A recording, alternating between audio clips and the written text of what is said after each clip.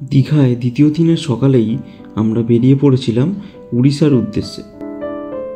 রাস্তায় যেতে যেতে সবার আগে যেটি আমরা দেখলাম সেটি হলো ওয়েস্ট বেঙ্গল গভর্নমেন্টের কাজু বাগান।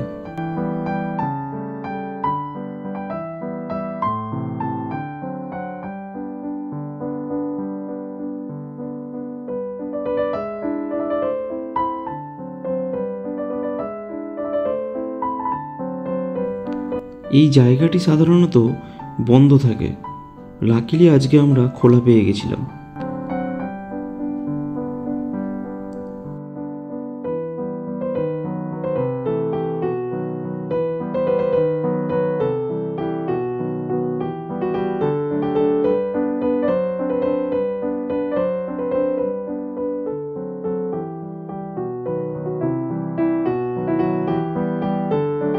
যদিও এটি কাজুর সিজন নয়, তাই হয়তো জায়গাটি খোলা আছে। গাছে কাজু হয়ে থাকলে সাধারণত এখানে ঢুকতে দেওয়া হয় না। এই যে আমার দুদিকে দেখছেন, এগুলো সবই কিন্তু কাজু বাদামের গাছ।